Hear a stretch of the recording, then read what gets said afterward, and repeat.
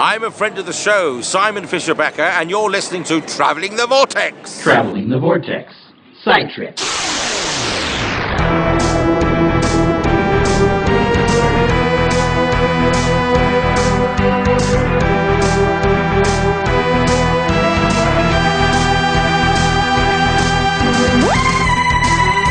We've joined the Doctor as he makes side trip number 10, and we have boldly gone where no con has gone before.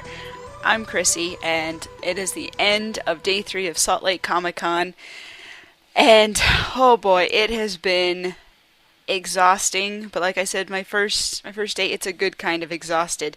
Today was Saturday, and it was the day William Shatner was going to be here, and I had promised Brittany actually to get an autograph, and my dad had wanted me to go meet him, and I wanted to meet him anyway, to meet William Shatner, so that's what I did today. And I should have saved my title of my last side trip, line dancing, for this one, because oh my goodness, there were lines. They put all the lines that I stood in yesterday to shame. But let me tell you just how it all got started. They were going to let general admissions people in at 10 a.m. and I thought, well, I better get there early and get in line because there was a line yesterday to get in, and it's going to be even more packed today. There were lots of people who are only going to be here on for the Saturday because of work or whatever reason. So I got up early, which was interesting after staying up late to do Friday Night Who last night, but it was worth it. So I got up early and I caught the train near my house and went up to downtown, and I am so glad I took the train instead of trying to park downtown. That was just not going to happen. So I got to the convention center, and where they had the lines yesterday, it was empty. There was nobody there, and I was like, okay, this is weird. There should be tons and tons of people here. So I walked down a little ways, and they've already let the VIPs in because they get in an hour earlier. And I see there's a line on one side for general admission to get into the exhibit hall. We are out the door and around the block. And then there's a line for registration. There's some people who are like, we haven't been here. It's our first day here. And I was like, oh, you poor souls. But I got a lot of good pictures, a lot of cool stuff. Lots of really neat cosplay. I mean, this was just the day to kind of sit back and just watch the cosplayers go back and forth to see some of that. And I've posted some pictures on my Instagram, and if Glenn or somebody wants to link to that, they can. They are more than welcome to do that. And so finally at about, and it was okay, because even though the weather was really hot, where I was standing, there's a big building across the street, and the sun hadn't come over that building yet, so it didn't start coming up until about 9:45, and by that time they decided to start letting in the general admissions people because the line was ridiculous. I think there was a line of people around the convention center all day, and I'll get to that. I'll get to when I left in a bit. So I got in finally, and once the line started moving, it just trucked. We didn't stop for anybody. There were some people going up and down selling water bottles for $1, and they had coolers behind them, and the line just kept moving. It's like, we don't care. We're not stopping for anything, and we don't even care if we're hydrated. We're just going. And so then we get in there, and once I got in the exhibit hall, it was actually pretty calm, but this was early on, so I went straight to where William Shatner's table was going to be. I'd actually gone over there last night before I left yesterday just to see where it was, and they were actually selling. You could pre-buy your autograph and pick out the picture that you wanted. So I thought that would be a good idea. So then they handed. So I paid my money. They handed me a ticket, and I picked out a picture, and then I showed him my picture or my ticket when I got up there, because I wasn't sure, because I was still general admission, but they said, oh, you can go line up with the VIPs, and I was like, really? I seriously can do this, because I want to double check and make sure, because I have been told so many different conflicting things throughout this convention, depending on who I talk to. The person who told me where to stand, he knew what he was talking about. So I just stood there, and so I got in there about 10:15.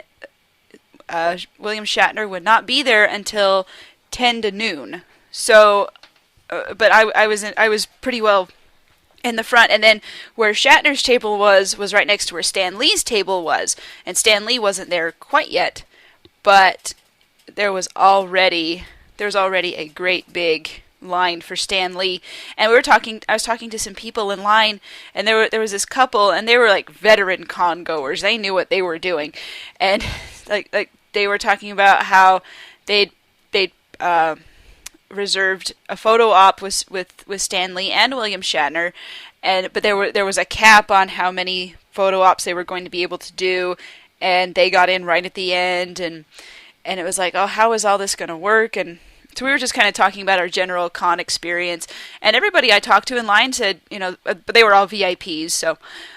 But I was just kind of saying, it might be worth it next year to pay the extra money and get the VIP ticket, just because you could do a lot more. In fact, there's a lot of stuff I would have wanted to do today, but because there were so many people there, there were some panels I wanted to see, but even the smaller panels, like there were some book panels, author panels I wanted to get in on, but there was no way I was going to get in there with just my regular admissions thing. So we stood there for a couple hours, and we stood in line, and the best thing about being in line, though, is how nice everybody is. I mean, you're all there pretty much because you're interested in about the same things. So you can pretty much find something to talk about with anybody you're there with.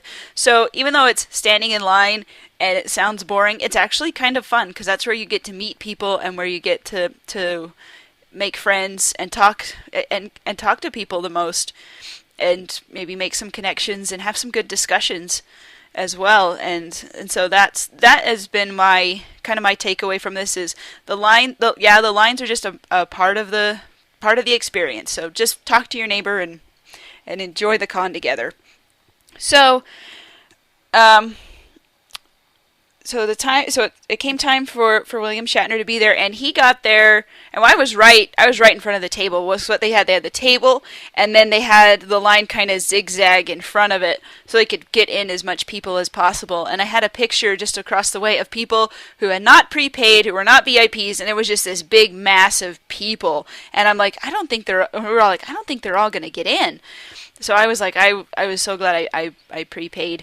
So about 10 minutes before he was supposed to be there, Shatner shows up, and he's there at the table, and they just start moving people just in, get in, and then they come down and they say, okay, we're going to start, get your pictures ready, get your tickets ready, and it was just like clockwork. So you wait for 2 hours, or almost 4 hours in my case, and just for a 20-second, hello, Mr. Shatner, it's good to meet you, been a fan for years.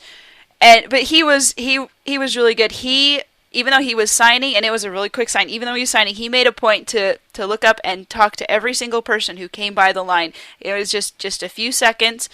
I mean, I told him my dad had been a fan for years, and I was enjoying it, and it was a pleasure to meet him. And he said, "Well, thank you, and tell your dad hi for me." And that's what he said. And so I got the picture, and then I went and found a place to sit, because I'd been standing for so long.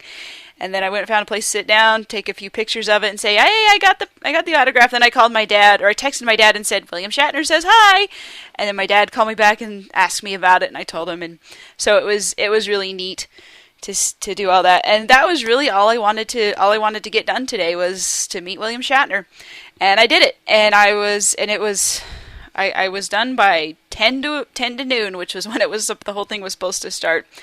But it was pretty cool. I walked around the exhibit hall a little bit more. And saw some more cosplay. There was one. It was a homemade Dalek, and I got a picture of it. But it was just taking up this whole big spot, and there was somebody inside it, and then there was someone cosplaying as the 11th Doctor standing next to her, and people were just going by and taking pictures. I was trying to get a picture with it, but there were just so many people. So the best I could do is I backed up a little bit, snapped a quick picture with my phone, and I mean, this thing was huge. It was homemade. It was all made out of wood, and painted gold, and then the tops, the lights on the tops were just little clear plastic cups, and then it had a plunger and a whisk, and there was somebody inside it kind of driving it around, and you really couldn't go very far with this. And then later I saw it, where I saw it the first time was in the back of the vendor's hall by the autograph tables, and then the next time I saw it was in the front of, in the hallway in front of the vendor's hall, and I was just kept thinking, how in the world did you get through all those people? I mean, trying to get through the vendor's hall was nearly impossible. In the beginning, at the beginning of it, it was, you could kind of make it work, but I went back probably about 1:30, and you could not move. Like you could move in. There was one part at the front where there was a lot of space, but once you got in between the booths, there was just so much gridlock. Like you were inching your way. It was so bad. At one point, someone said they need to have stoplights at all these intersections. We're like, yeah, that would probably be a good idea. But I think it was just because there were just so many people. I don't think they were prepared for how many people they were going to have at this convention. I mean, they moved it to the bigger venue, but it was just, I cannot believe how many people there were. I knew there were going to be a lot, but it just blew my mind how many actually did show up. Once you see it and you see how many people are just there, it's amazing and kind of mind-blowing, and you're just like, wow, how is all this going to work? And then there was another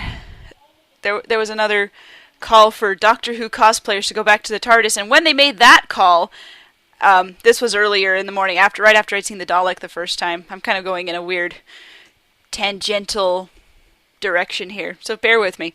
And there was a guy cosplaying as the 10th Doctor, and I was kind of close by, and he would stand by the TARDIS in the middle of the floor and take pictures with people.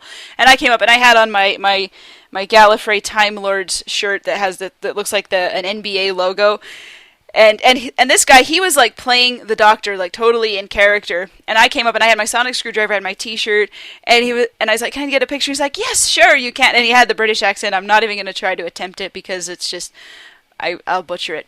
But he's like, back to back, let's go and do this. So yeah, there I did attempt it, and we got a few pictures, and they turned out pretty good, even though I wasn't back to back, but it was okay. And then just going down the line, there was one lady dressed as Idris. I got a picture of her in front of the TARDIS, and then I kept going, and then I looked, and there was a lady in Romana's purple and green outfit from, I can't remember which episode, which story it is, it's in Key to Time, either Stones of Blood or Androids of Tara. I cannot remember for the life of me. But I looked and I was like, "It's Romana!" And the lady looked at me and was like, "I'm surprised you know. I'm surprised there's someone who knows who this is." Because, I mean, she obviously, she saw I was a Doctor Who fan. She knew she could see that, but I guess not a lot of people knew who she was. But that's okay, because there were a lot of new Who fans, which is good. That's how we get them in first, I guess.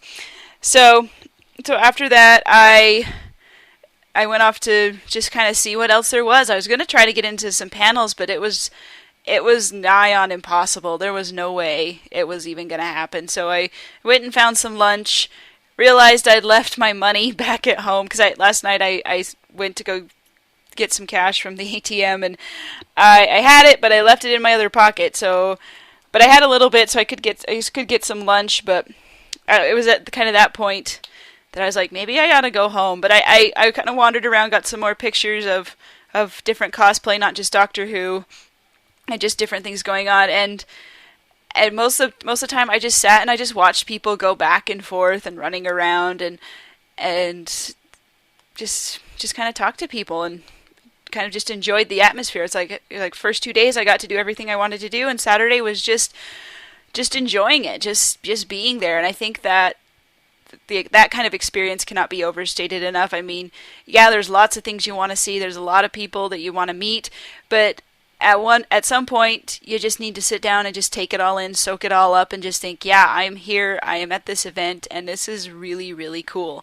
And some of the conversation we had when I was waiting for William Shatner, with some of the people, they were talking about how a lot of the volunteers just were there just to kind of direct people. And somebody said something interesting, because we were talking about how some con goers would get mad and actually chew out the volunteers who were directing traffic. And we finally said, there's some people those aren't the people you need to be complaining to. There was another lady who said that she'd seen somebody go up to a volunteer and say, I know you're not the person I need to talk to, but where can I find someone? There's this problem. Where can I find someone to go talk to? And the volunteer was like, yeah, you go that way. Point him at some booth, wherever. So that was really good. And I know in my last update, I was kind of grumbly about some of the things that happened.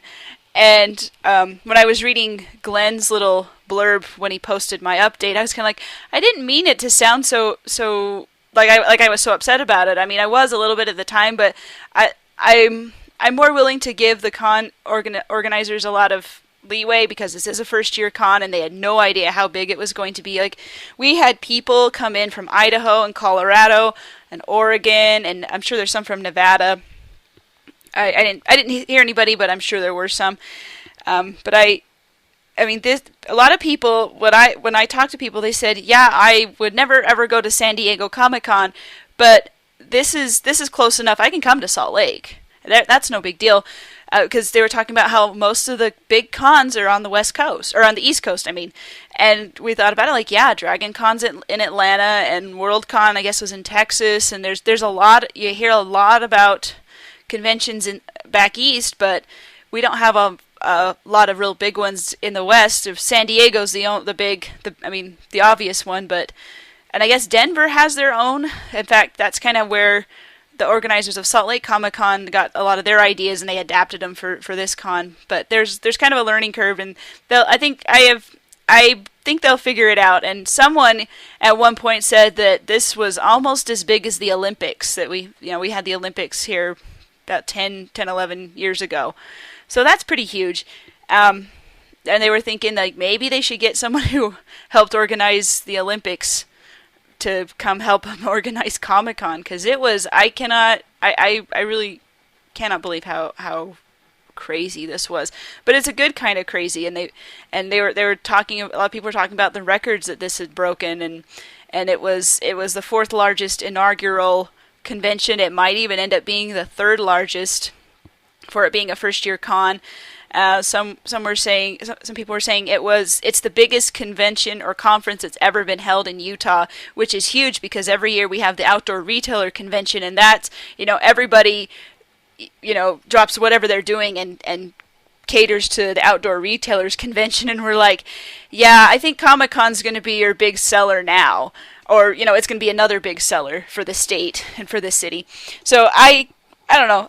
The whole thing just kind of made me feel good about my state, and feel good about, that these are the kinds of things I want to go to. And I've always, like I've said before, I've always wanted to go to a Comic-Con. I could never afford it. They were always too far away. But this one's in my own backyard, and to have it be so huge and so successful and so well run, despite some of the problems and some of the hiccups that they've had, and they'll work that out. I have no doubt that they'll figure that out as time goes on.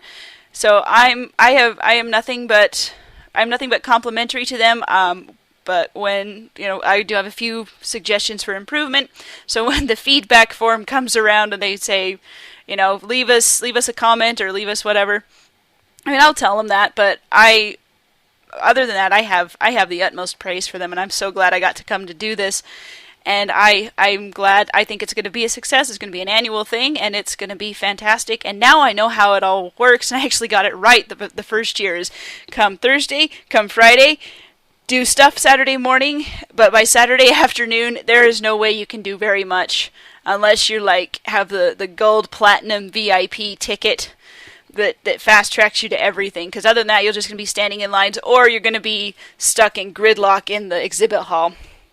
So that would be my suggestion, is if you don't get a VIP ticket, just get the 3-day pass and just take time off work and go Thursday and Friday and make those your big con days. And if there's something on Saturday like William Shatner or Stan Lee that you want to go do, get that in the morning and then go, go home, go rest. I mean, if there's something in the afternoon, that's only afternoon, by all means do it, but it's really hard to do anything in the afternoon. And as I was leaving, because I debated with myself when it was about 2 o'clock, and just thinking, gosh, I don't know if I'm going to get to see anything else. And I was next to the front doors, and I thought about going out, because there's a mall across the street, and going out to their food court and having lunch, because it's cheaper.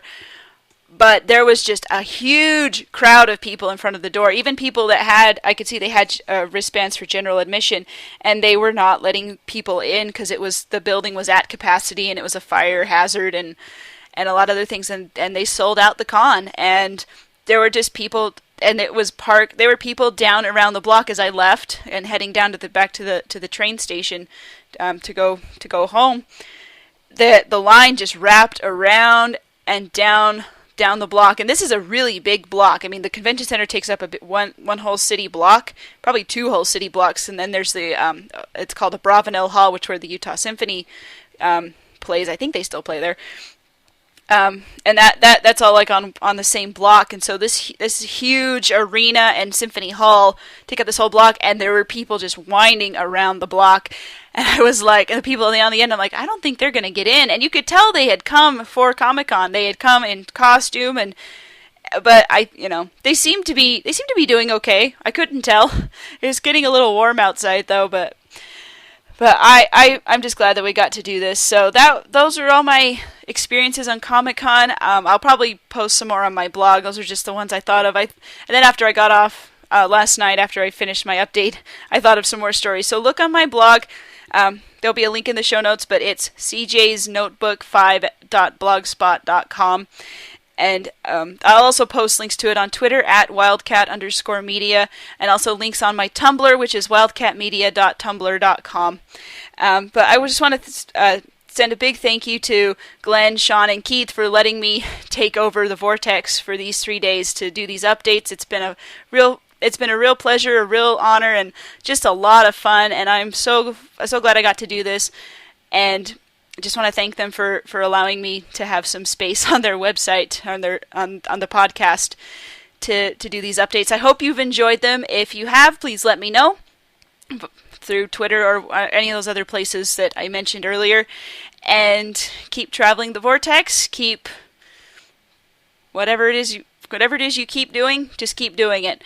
And for Traveling the Vortex, this is Chrissy, signing off for the last time, Day 3 of Salt Lake Comic-Con, and I will see you all next year. Hopefully I'll see you all at Galley, but I will definitely see you all next year for Salt Lake Comic-Con. You guys have a fabulous week, and we'll see you in the Vortex. Bye-bye.